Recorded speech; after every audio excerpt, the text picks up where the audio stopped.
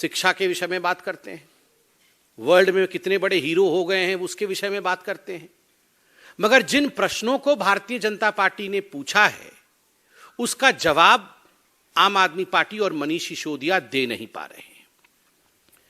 हमने भी तय किया है कि हम प्रश्न पूछेंगे और एक्सपोजे करेंगे। Manish ji, here is a challenge to you. एक बात मनीष सिसोदिया जी, डायरेक्टली आपको हम बता दें कि you have no escape path. आप बच नहीं सकते हैं, क्योंकि भ्रष्टाचार के विरोध लड़ाई करना और भ्रष्टाचारियों को अंजाम तक पहुंचाना यह देश के संविधान का दायरा है, और आपने भ्रष्टाचार किया है, इसका सबूत मौजूद है, जांच हो रही है, और किसी प्रकार से भी आपके पास कोई एस्केप रूट नहीं है। इसलिए आप इधर उधर की बात ना करिए, जो प्रश्न हम पूछेंगे उसका जवाब दीजिए। मनीष जी, क्या यह हकीकत नहीं है कि जब दिल्ली एक्साइज पॉलिसी आप लेकर आए थे उससे पहले एक कमेटी गठित की गई थी, कमेटी ने एक रिपोर्ट सबमिट किया था और यह कमेटी में 3 सदस्य थे। The composition of the committee being Shri Ravi Dhawan, जो उस समय तत्कालीन कमिश्नर एक्साइज के थे GNCTD के, और श्री संजीव कुमार डेप्यूटी कमिश्नर, और Shri Anand Tiwari additional commissioner trade and taxes GNCTD। और ये रिपोर्ट सबमिट किया था कमिटी ने। ये रिपोर्ट आज हम लेके आए हैं आपके सामने। जैसे मैंने कहा, हम कोई इधर उधर की बातें नहीं करेंगे। रिपोर्ट में प्रपोजिशन क्या था, इस रिपोर्ट में बहुत अध्ययन करने के बाद ये जो कमिटी एक्सपर्ट्स की बनी थी, इस कमिटी ने क्या प्रस्ताव रखे थे और क्या मनीष सिसोदिया जी आपने उन प्रस्तावों को माने थे या उन प्रस्तावों को आपने दरकिनार किया था। आज सवाल जवाब उसी पे होगा।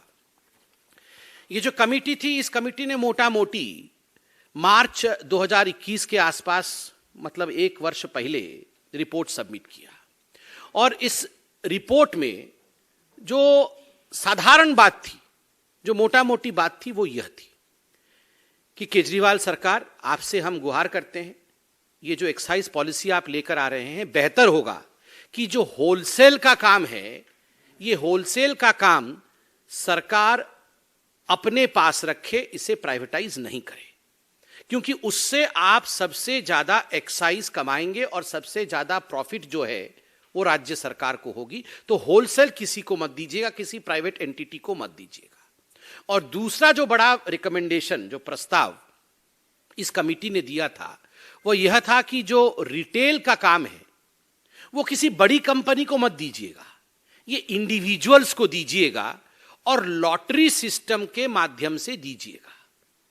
लॉटरी निकालेगा एक, अगर आपको किसी जगह 50 लोगों का लॉट करना है तो आप रिक्वेस्ट करिएगा, इनवाइट भेजिएगा, इनविटेशंस आएंगे, 100 लोगों का इनविटेशन आता है, 100 लोगों का प्रस्ताव आता है, लॉटरी निकालिए, उसमें से 50 लोगों को आप दे दीजिए, इंडिविजुअल्स को देना है। तो 2 मुख्य रिकमेंडेशन, होलसेल का काम मनीष जी आप सरकार के पास रखिएगा, प्राइवेट को मत दीजिएगा, और दूसरा जो रिटेल का काम है वो इंडिविजुअल्स को दीजिएगा, बड़ी कंपनी को नहीं दीजिएगा। मैं उसको अब तकनीकी भाषा में जो लिखा है वो भी पढ़ के सुना देता हूं।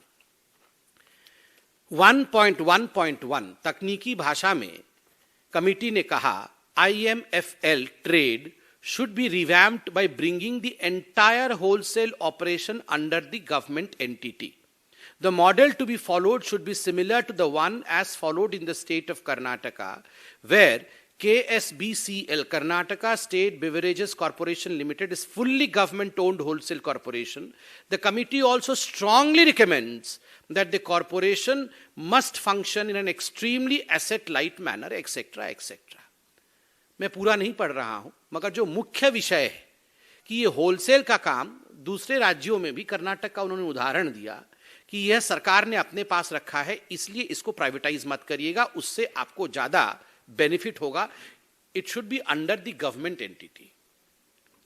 मनीष जी, प्रश्न नंबर 1, क्या आपने इस रिकमेंडेशन को, जो कमिटी ने रिकमेंडेशन दिया था, उस रिकमेंडेशन को आपने माना? क्या होलसेल का काम आपने सरकार के पास रखा? नहीं रखा। आपने इसे प्राइवेट प्लेयर्स को दिया और उसके कारण बाद में जो हुआ वो हम सब जानते हैं। और बंधुगण, ये जो प्राइवेट प्लेयर्स को दिया मनीष सिसोदिया और अरविंद केजरीवाल ने, ये होलसेल का काम, यह भी बिना टेंडर किए दिया। कोई टेंडर प्रोसेस फॉलो नहीं किया, बस यारों को दे दिया। रेबड़ी बट रही थी, तुम मेरे यार हो, ये ले जाओ, और बिना पब्लिक नोटिस के दिया। कोई नोटिस भी नहीं इशू किया कि हम इस प्रकार से एक प्रस्ताव चाहते हैं, जो जो इसके लिए एलिजिबल हैं आप प्रस्ताव लाइए, हम उस प्रस्ताव में से सबसे ठीक प्रस्ताव को टेंडर देंगे या होलसेल का यूनिट देंगे। ये सब कुछ नहीं किया। बिना टेंडर के, बिना पब्लिक नोटिस के अपने यारों को होलसेल का काम दे दिया, सरकार के पास नहीं रहा। प्रश्न नंबर 1, क्या सरकार के पास रखा और रखा नहीं तो रिकमेंडेशन के बावजूद क्यों नहीं रखा? दूसरा, जो दूसरा रिकमेंडेशन था वो रिटेल को लेकर था। जैसे मैंने आपको बताया था, उन्होंने कहा था रिटेल का काम बड़ी बड़ी कंपनियों को नहीं देके इंडिविजुअल्स को देना है और लॉटरी के माध्यम से देना है। इसमें बड़े अच्छे तरीके से उन्होंने समझाया है 1.3.1 में।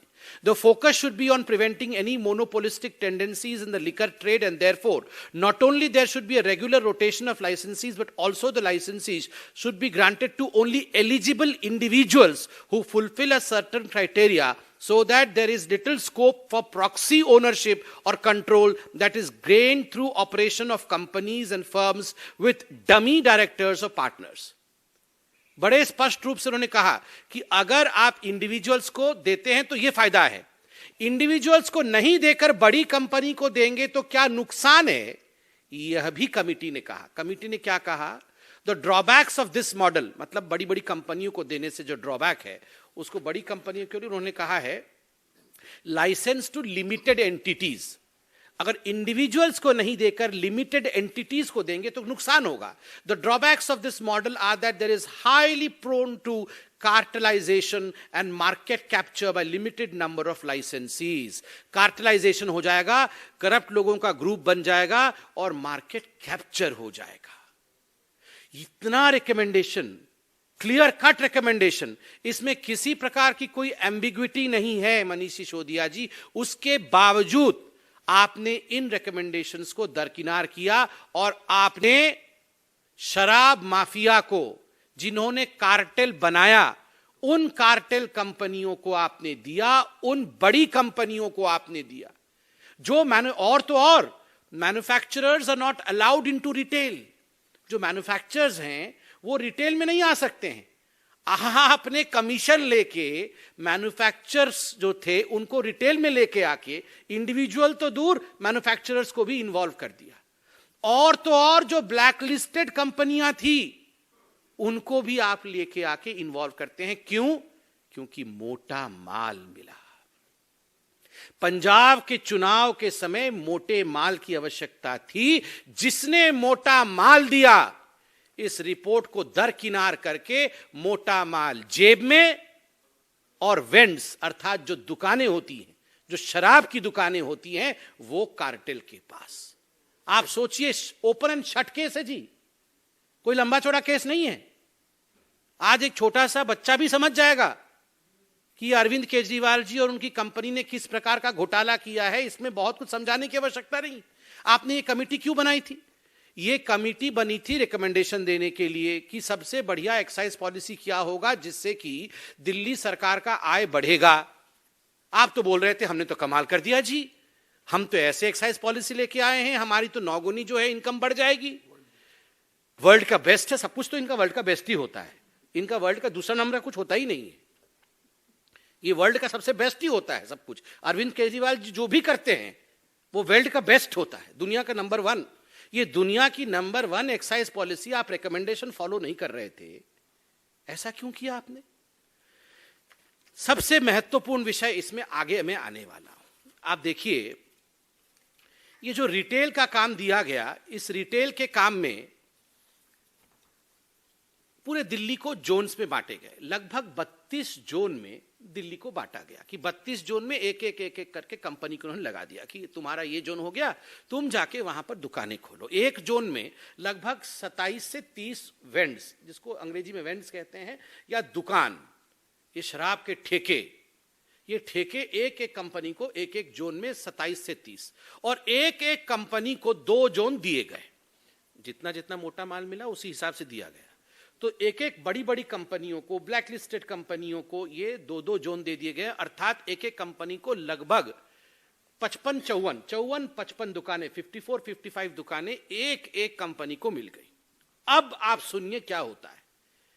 ये जब हमने प्रेस कॉन्फ्रेंस किया, जब एलजी ने रेड फ्लैग किया, कन्फॉर्मिंग नॉन कन्फॉर्मिंग जोन, ये सब बातें सामने आ गई, कैबिनेट का रेट्रोस्पेक्टिव डिसीजन लेके वापस किया, मीडिया ने सच दिखाया, तो इन्होंने एक्साइज पॉलिसी वापस ले लिया। मगर वापस लेने से पहले की कहानी आप सुनिए। मैं कागज भी लेके आया हूं, हमारे पास कागज है। हम वो आम आदमी पार्टी की तरह बिना नाम लिए कुछ नहीं करते हैं, सब कुछ कागज के साथ करते हैं। 31 मई विगत महीने, 31 मार्च पहले, विगत वर्ष 31 मार्च को 4 जोन के जितने रिटेलर्स थे उन्होंने अपने वेंड्स अर्थात ठेके सरेंडर कर दिए। एक्साइज पॉलिसी आपके वापस होने से पहले कंपनीज ने सरेंडर कर दिया कि भैया हमसे नहीं चल पाएगा, ये आपके पॉलिसी में फॉल्ट है, हमको तो नुकसान होने लगा है, हम सरेंडर कर रहे हैं। तो 31 मार्च को 4 ने सरेंडर किए। जोन 24 में ट्राइडेंट ने किया, जोन 25 में पाथवे ने किया, जोन 26 में श्री अवंतिका ने किया, जोन 8 में अध्वर्व ने किया।